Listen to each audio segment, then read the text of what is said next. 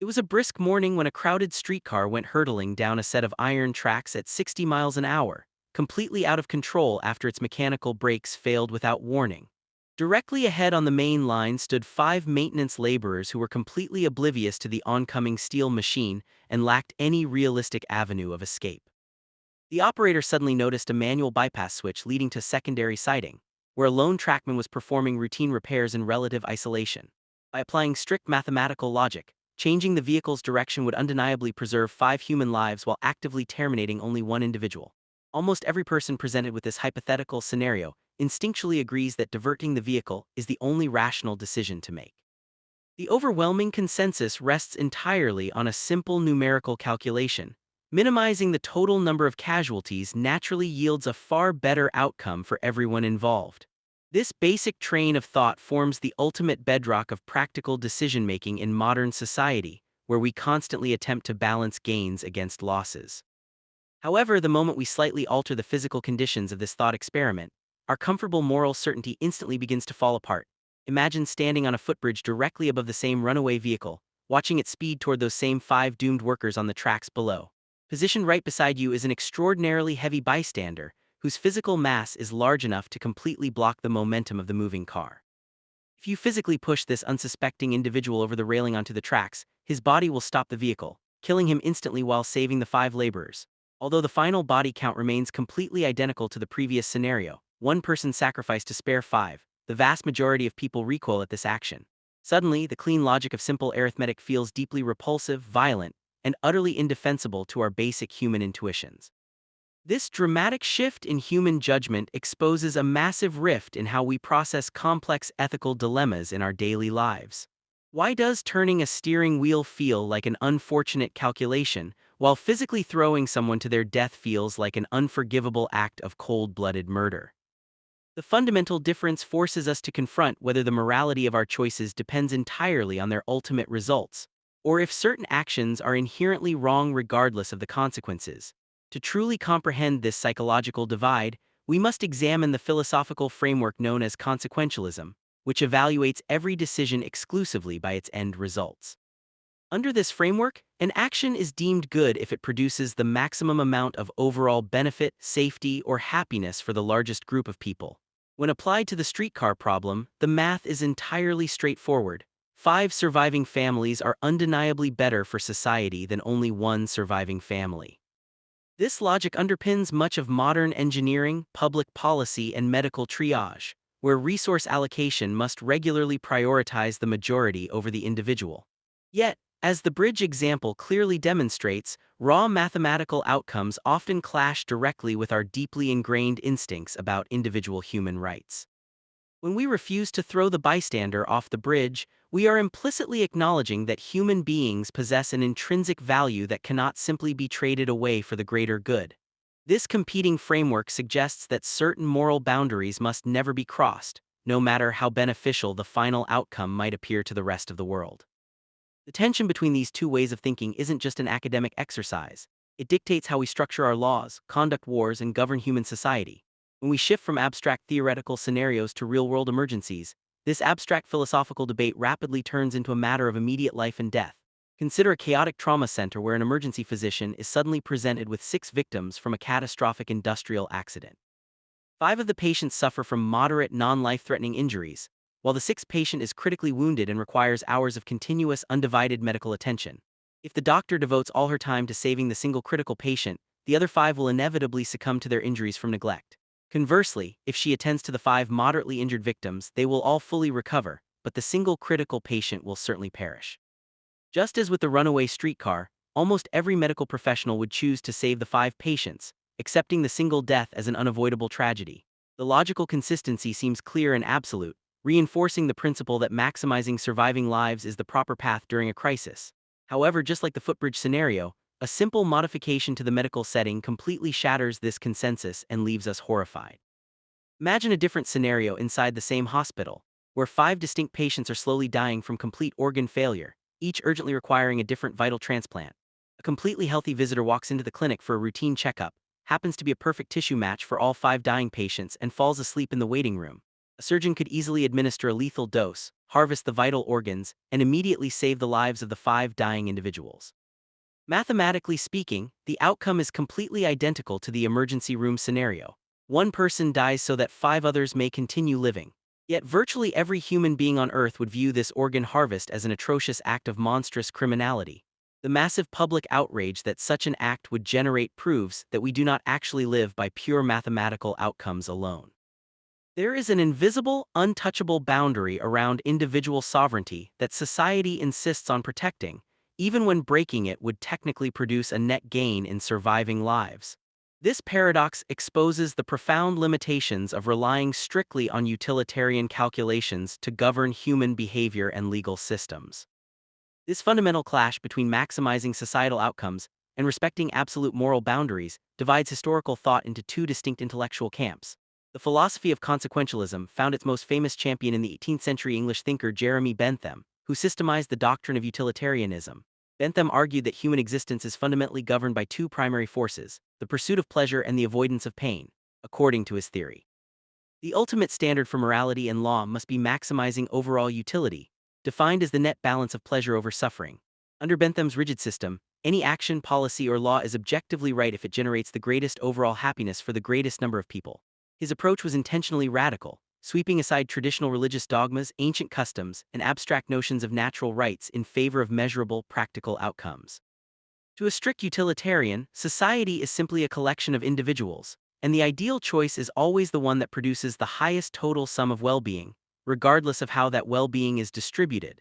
Standing in direct opposition to Bentham's outcome-based model is the framework of categorical moral reasoning, most famously articulated by the German philosopher Immanuel Kant. Kant argued that evaluating actions purely by their consequences is fundamentally flawed and dangerous, as it reduces human beings to mere tools for achieving desired outcomes. Instead, categorical reasoning asserts that morality is located in the intrinsic nature of the act itself, guided by absolute duties and universal rights.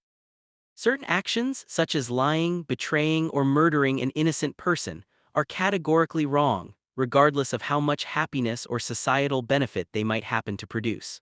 From this perspective, the sleeping visitor in the hospital waiting room has an absolute right to life that cannot be overridden by the desperate needs of 5 dying strangers. Kantian ethics demands that we treat every individual as an end in themselves, never merely as a means to an end, no matter how noble the overall objective might seem. This profound intellectual conflict between utilitarian utility and categorical duty forms the core debate of human justice and governance. To test these competing ideas against the cold reality of human survival, history offers us real cases that far surpass hypothetical streetcars in sheer horror. In the summer of 1884, a sleek English yacht named the Mignonette foundered in a violent storm in the remote waters of the South Atlantic Ocean.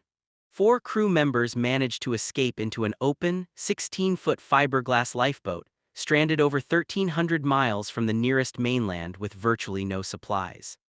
The captain, the first mate, and a veteran sailor were all experienced men of respected character, while the 4th member was a 17-year-old orphan named Richard Parker. Young Parker had joined the crew as a cabin boy seeking adventure, ignoring the warnings of his friends in pursuit of a bright future at sea. After the ship sank instantly, the 4 men found themselves drifting in the desolate ocean with only 2 small tins of preserved turnips and no access to fresh water. For the first 3 days, they consumed nothing at all, rationing their tiny food supply with desperate discipline as they scanned the horizon for help. By the 4th day, the starving crew finally opened the first tin of turnips, and on the 5th day they managed to capture a small sea turtle floating near the boat. Together with the remaining turnip tin, the turtle meat allowed them to cling to life for another few days, but soon their supplies were entirely exhausted. For 8 consecutive days, the 4 men drifted under the blistering sun with 0 food and 0 fresh water, rapidly sinking into extreme physical and mental degradation. Driven by agonizing thirst, young Richard Parker ignored the warnings of his older crewmates and drank large amounts of salt water directly from the ocean. The ocean water quickly poisoned his system, causing him to fall severely ill, slide into a semi-conscious stupor, and lie helpless at the bottom of the boat. As the 19th day of their ordeal arrived, the captain realized that without immediate sustenance, all 4 men would inevitably perish long before any rescue ship could spot them. Faced with imminent destruction, the captain proposed a desperate measure, drawing lots to select one person who would be killed to feed the remaining 3.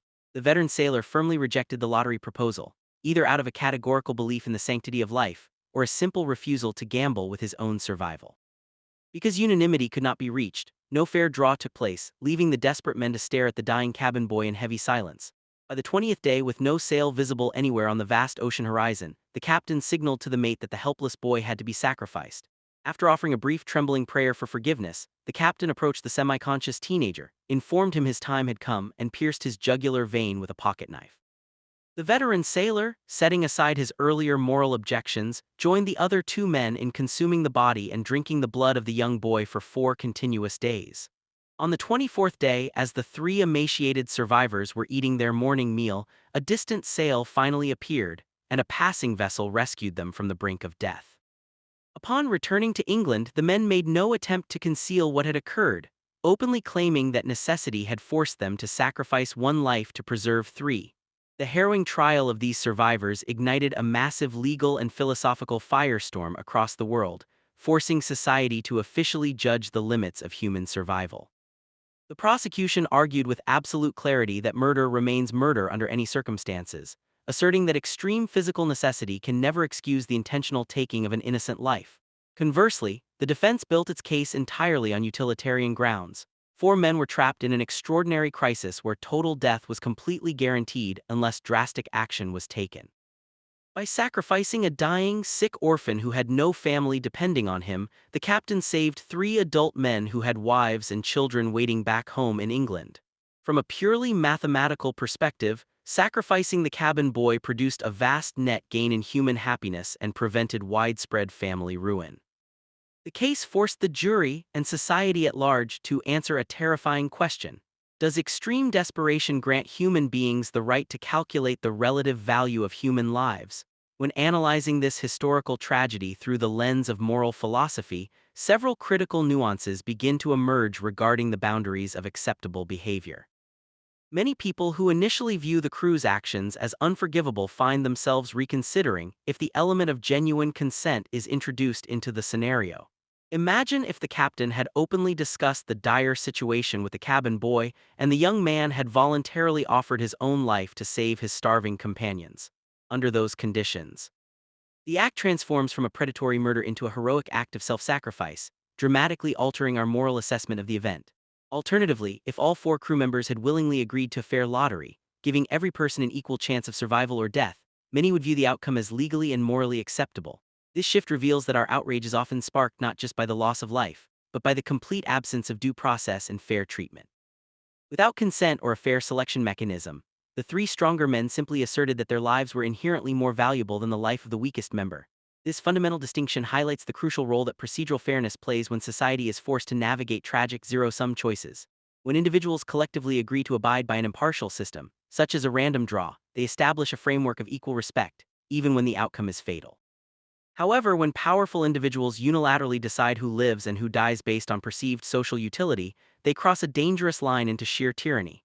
The cabin boy was not consulted, nor was he given any opportunity to participate in the decisions that ultimately determined his fate. His life was stripped away simply because he was young, sick, and lacked dependents who would mourn his loss. If society accepts the logic that a person's right to live depends on their relative usefulness or social connections, then no vulnerable individual can ever be truly safe. This is precisely why the prosecution argued so fiercely against the defense of necessity, recognizing that allowing such logic would create a monstrous legal precedent. Further complicating this philosophical debate is the disturbing psychological indifference displayed by the survivors following their rescue from the sea. In his official personal diary, the captain casually described the moment of their rescue as occurring while they were enjoying their morning meal, showing zero visible remorse or grief. This cold, nonchalant attitude toward the horrific act they committed deeply unsettled the public and severely damaged their claims of overwhelming moral anguish. It suggested that once human beings embrace pure utilitarian calculations, they quickly become desensitized to the sacred value of human life. When moral decisions are reduced strictly to numerical balances, empathy and human compassion can easily be replaced by cold, transactional logic. This emotional detachment illustrates the primary danger of outcome-based ethics. It risks transforming tragic, extraordinary measures into routine, normalized calculations. The legal system ultimately rejected the crew's defense of necessity, officially sentencing the men to death, though their sentences were later reduced to short prison terms due to public sympathy. The judge famously ruled that permitting men to kill an innocent person to save themselves would establish a principle capable of justifying endless atrocities. If extreme hunger excuses murder, then poverty could excuse theft, and personal ambition could excuse any crime imaginable under the banner of survival. The court firmly established that duty often requires an individual to suffer and die rather than inflict unlawful violence upon another innocent human being. This monumental ruling served as a decisive victory for categorical moral reasoning, explicitly placing human rights and legal duties far above temporary considerations of utility. It declared that society must uphold certain absolute lines, even when the human cost of maintaining those lines is painfully high. Yet, despite this clear legal precedent, the practical appeal of utilitarian logic remains exceptionally strong in modern governance, warfare, and economic planning. Governments regularly make decisions that knowingly result in lost lives if the overall benefit to the broader population is deemed large enough. For example, setting highway speed limits involves a conscious calculation. Higher speeds cause a predictable number of fatal accidents, but society accepts those deaths to maintain efficient commerce and transport. Similarly, during military operations, strategic bombing campaigns often accept civilian collateral damage if destroying a military target shortens a war and saves thousands of soldiers. In these large-scale decisions, leaders do not act out of malice, but out of a pragmatic necessity to achieve the greatest good for the greatest number. The fundamental tension exposed in the 19th century lifeboat case continues to influence every major policy decision made in the modern world. Engaging with these profound ethical questions naturally introduces a deep sense of psychological discomfort, challenging beliefs we usually take completely for granted. Philosophy works precisely by taking familiar, everyday assumptions and rendering them strange, forces us to re-examine the foundational rules of our lives. Once an individual begins to question whether their choices are guided by strict duty or calculated outcomes, simple moral clarity vanishes forever. This intellectual awakening carries significant personal risks, as it strips away comfortable illusions of absolute certainty and forces constant reflection. However, attempting to avoid these dilemmas by slipping into total cynicism or